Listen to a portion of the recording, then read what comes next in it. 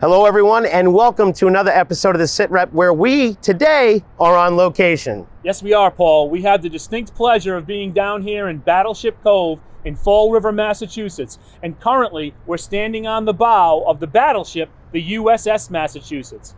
Later in the episode, I'll have the distinct pleasure of interviewing Mr. Chris Nardi, who is the Chief Operating Officer here at Battleship Cove. We'll also be interviewing an outreach specialist in the VA New England healthcare system about the Blue Water Navy Act. So stick around. It's time for the SITREP.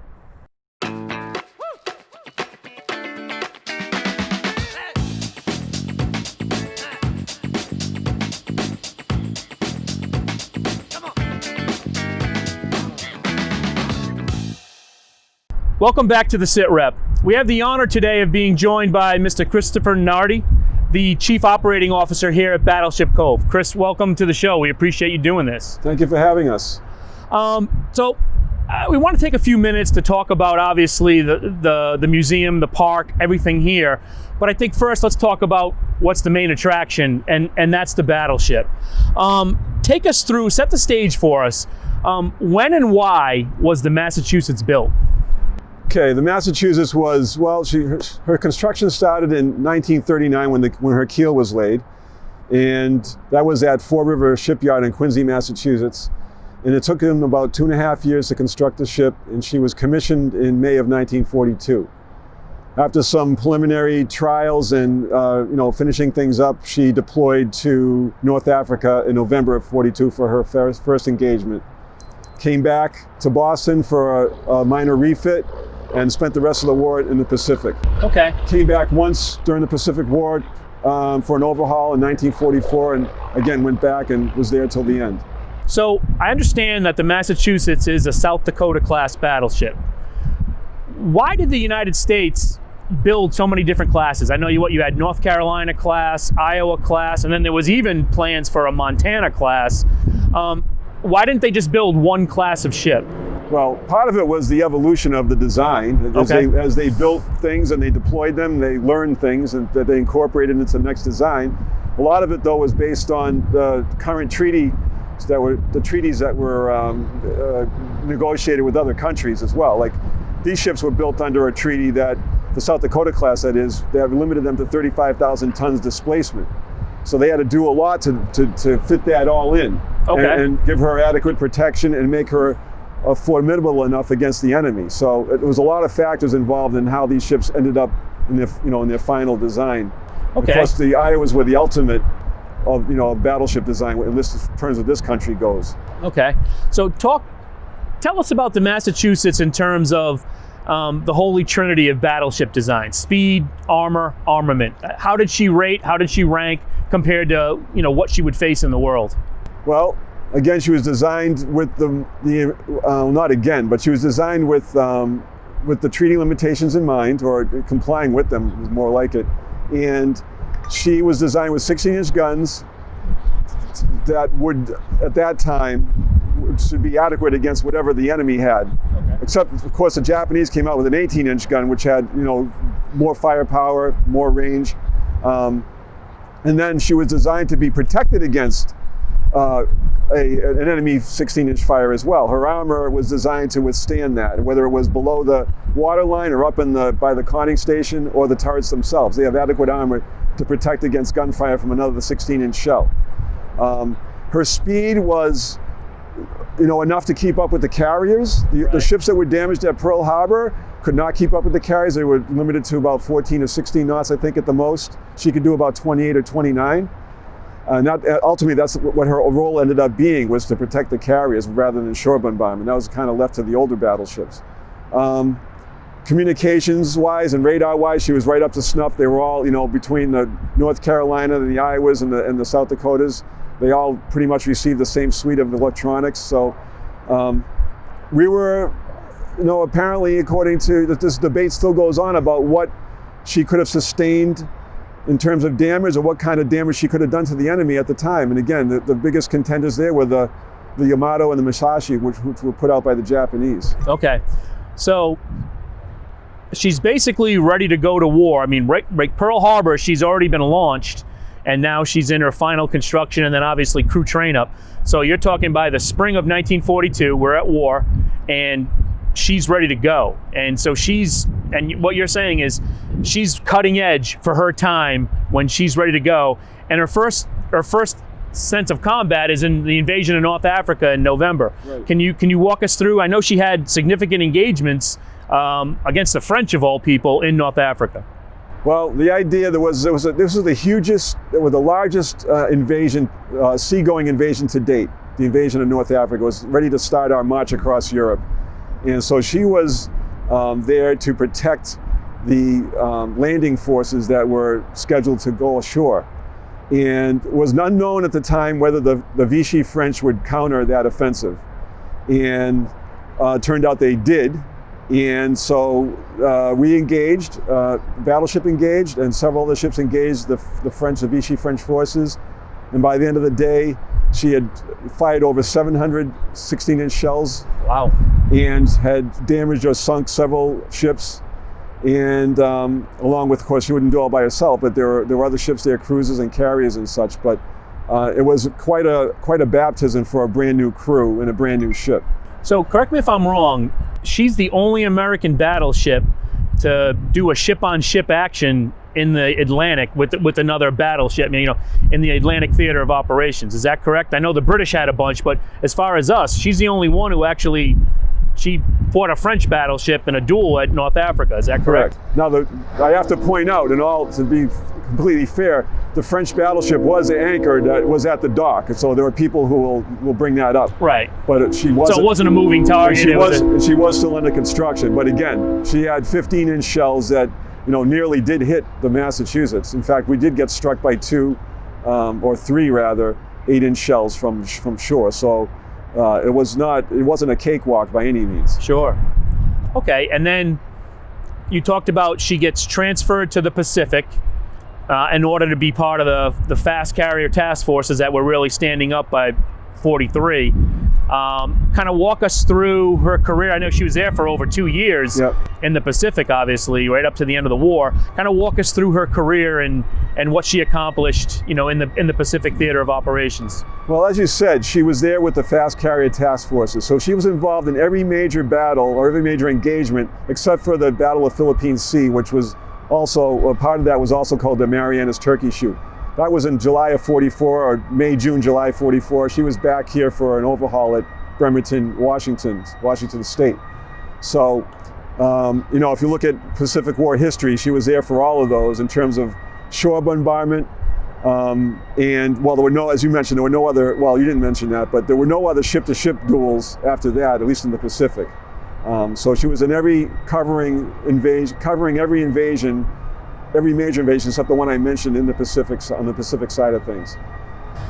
So I think from what I understand, at this point in the war, by like 43, ships like the Massachusetts were counted on probably much more for anti-aircraft defense, in defense of the fleet, in defense of the carriers, than they were, like you said, were really worried about ship-to-ship action. Right. So did her anti-aircraft armament change? Did it get upgraded, obviously? Yeah. I know a lot of ships added a whole bunch more once we realized what the war was going to be like in the Pacific. As the war went on, I believe when she came back in 1942 from Casablanca, they added a couple more. It's kind of hard to find this stuff in the records, but I think they added a couple more 40s. And then in 44, they definitely added more. They put 2 on the bow of the forecastle, and they put 1 atop turret too. And that made her really top heavy up there, but nevertheless, it gave her another 12 anti-aircraft guns. But the way the task forces operated was the carriers were on the inside, and the battleships were outside the carriers, and the destroyers and the submarines were outside of them. So it was like a ring around. The carriers were considered at that point, had already kind of evolved to be the capital ship, capital weapon. And the battleships just threw up, and along with the other ships that were there, threw up a huge wall of anti-aircraft fire. Of course, the combat air patrols and the deployments from the carriers also helped knock things down before they even got to the carriers. So it was a concerted effort to protect the carriers. Okay. World War II ends in September of 1945, and she's immediately sent back to the States and, decommissioned, joins the reserve fleet. why was that? Why was it so quick, especially with the Cold War really starting to gear up in the 40s? Well, as I just mentioned, at that point, the carrier had, the worthiness of the carrier had been seen just through practical experience in the Pacific. Again, we've already mentioned several times, no more ship-to-ship duels, really. Everything was done over the horizon now, and there was just no role for the battleship. They required a huge amount of manpower, very expensive to operate, not that a carrier isn't, but the writing was on the wall even during the war. And probably some politics involved as well. But she had an overhaul post-war, which brought her right up to date, one that the other ones had already had during the war, but she didn't have a chance to come back. So she was upgraded. She was considered for service in Korea, and that didn't happen. And then we fast forward to 1962, and the ship was removed from the list of vessels. And then in 1965, we start to have what we see today. Walk us through how the Massachusetts ended up being here, and what all this means, the park. I mean, and not just the Massachusetts, you have a number of naval vessels here at the museum. Walk us through how that all came to be. Okay, well, so as I mentioned, the ship was struck from the Naval Register of Ships in 1962 and destined for scrapping or scheduled for scrapping, and the former crew members found out. And I think it was just, if I recall, it was just a little line item in a newspaper somewhere that somebody spotted and say, hey, we can't let that happen. And it came down to the wire 2 or 3 times in terms of saving her from that day. And the Navy wasn't, this was a new thing for the Navy, having ships go to museum status. I mean, there weren't many around at that time, if any. And so they really hadn't done much with this. Now there's one almost in every state. That's an exaggeration, but I understand. So once that process was underway, there were several outreaches, if you will, to congressional folks or people in the delegation to try to help us to get the ship back here. Like I say, it came right down to the wire several times, and finally we were able to justify to the Navy that we could take care of her and get her here and make her safe and show her in the right light. And they signed the contract, and she was towed back here and arrived on June 12, 1965. Following that, it took a lot to get her ready for visitation. She was originally moored parallel to the pier over there, and in 1968 she was moved to where she is now, against those pilings, or those, forgetting the name right now, but mooring cells, excuse me. And thereafter we had the submarine came next. She was over in Providence in the Reserve Fleet. That was about 1972. Kennedy came from Newport in 1974. Somewhere in that mix, I can't remember the exact dates, the PT boats came along. And then we got a couple of aircraft as well in the landing craft. So we've been building a collection. The Hidden Sea came in 1986, I believe. That's the Russian Corvette that's over there. And we're pretty much done with bringing ships in at this point. Okay, so that was going to be one of my questions. We're not going to see any more then. Well, we have emails all the time. Why don't you bring this and get that? We're good. Because correct me if I'm wrong, this is like the largest maritime museum. To our knowledge, in terms of the collection of ships. The collections you have. Yes. Are there any other South Dakota class that's preserved somewhere and on display? The USS Alabama, her hull number is 60, we're 59. She's down in Mobile. Okay. And she's within a huge park actually that's got lots of real estate. They have a huge aircraft pavilion there. And they have a sister ship to our Baleo class, to our Lionfish, which is another Baleo class submarine. And that submarine is actually on land. Oh, all right.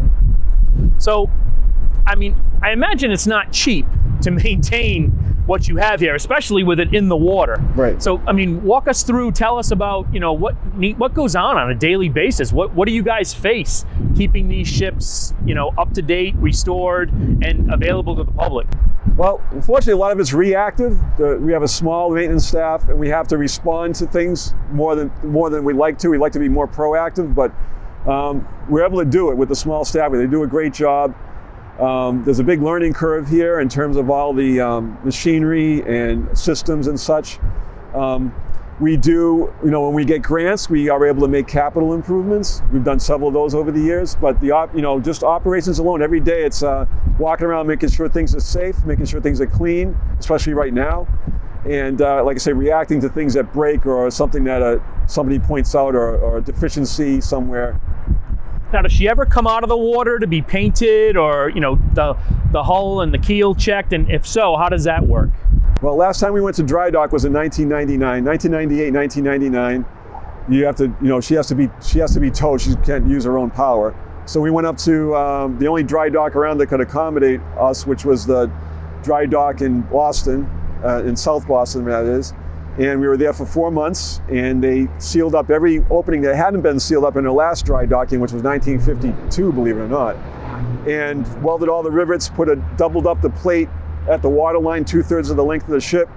And then we came back and was supposed to be good for 50 years. Oh, okay. In the meantime, there's cathodic protection in place. There are sleds with anodes underneath the ships that protect the ships from the steel from corroding.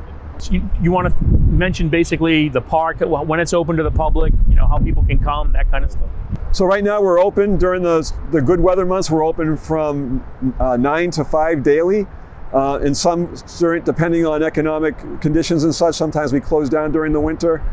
But we plan on being open, we anticipate this year at least through mid-October. Okay. And people just basically can come on in, and they can tour all the ships. And Yep. We also have an online reservation system where they can buy tickets ahead of time. And we've had to keep a number. We've had to have a restriction on our numbers, but we haven't reached that yet, which is great. So we haven't had to turn anyone away this year at all. Okay. Well, Chris, thank you so much for being here. And to our viewers, you need to come on down and check this out. This is an awesome park. Everything you can see behind me, it's open daily, as Chris talked about. And Fall River, Massachusetts is where you need to come. Fantastic opportunity to check out some of this nation's great naval history.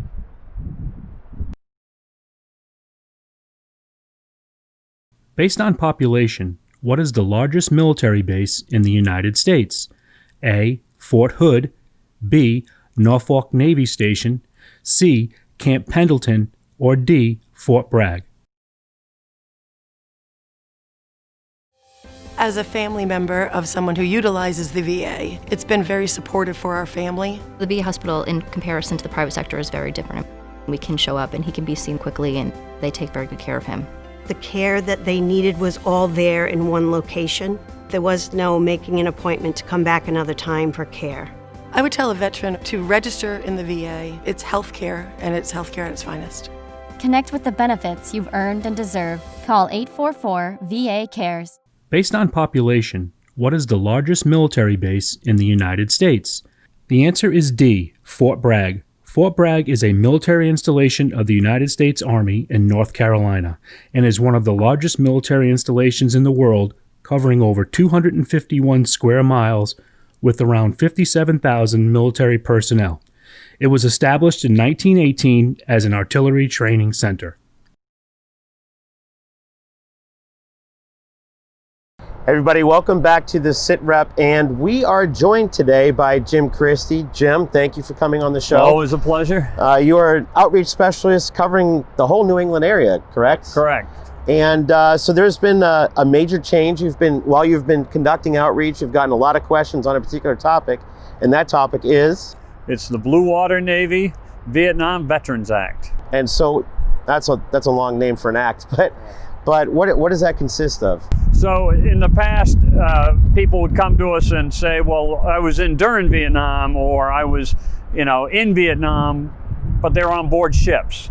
So they weren't on the ground, which is a qualifier for benefits with the VA, as well as being presumptive for Agent Orange conditions. So the new law that went into effect January of this year, actually, January 1st, 2020, now says if you were serving on board a vessel, Navy or Coast Guard, either within 12 nautical miles of Vietnam, or in the waterways of Vietnam, or in the DMZ, during the Vietnam War, which we're talking 67 to 75, you may now qualify for VA benefits as well as health care, and you may have some of the presumptive conditions related to Agent Orange. And so how does someone actually go about this process? I mean, if they're listening, if somebody's listening to us right now and they're like, oh wow, I was on a naval vessel, sitting at couple of miles off the coast of Vietnam back in '69, you know, who should they reach out to? So they should really reach out to their environmental health coordinator at their VA, and you can go to a link online, and it'll tell you every state's health coordinator. You just click on that, it'll tell you who's yours, and they can look to see if you qualify. They can also set you up to get on the Agent Orange registry, which is very important, probably the first thing you should do. And then from there, we'd want to enroll you in the VA services. And then from there, we'd want to get you over to VBA or another VSO to talk about any issues you may be having that you could file a claim for future benefits. And so what about individuals who have already filed a claim? Okay, so that's a great question. So those who've already filed a claim and been denied in the past, and we hear that a lot. I filed, they told me no because I wasn't, I was on board a ship and I wasn't on the ground. So they don't have to do anything. All those claims are being revisited right now by VBA, and they're going to be decisioned in the order they got them basically, and they're going to go through all that. So you don't have to do anything, but of course, you should at least ask about it. I'd be hesitant to say don't do anything. I'd at least want to go in and just check and say, I just wanted to be sure my claim is being revisited. It can't hurt. Right. And so for somebody that's out there, whether they're a veteran or a family member of a veteran, what have you, and they're looking for more information, is there like a website or something that they can go to? There is, and if you Google Blue Water Navy Vietnam Veterans Act of 2020, you'll find it. And you also mentioned dependents, and that's a great piece too. Some people, their veteran has passed away already. If their veteran had filed a claim in the past and has now passed away from one of the presumptive conditions, those dependents may now qualify. That spouse may qualify for benefits. So it's something they should at least look up and take a look to see if they would qualify, because those benefits can be passed on.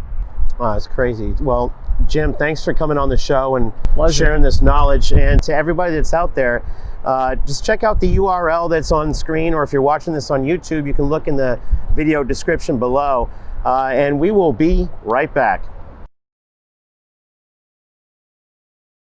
The biggest thing that I came to find about working at the VA was the commitment that everybody has for the veteran in general. The VA is constantly striving to be better. We are continually cutting edge in delivering a comprehensive system of care.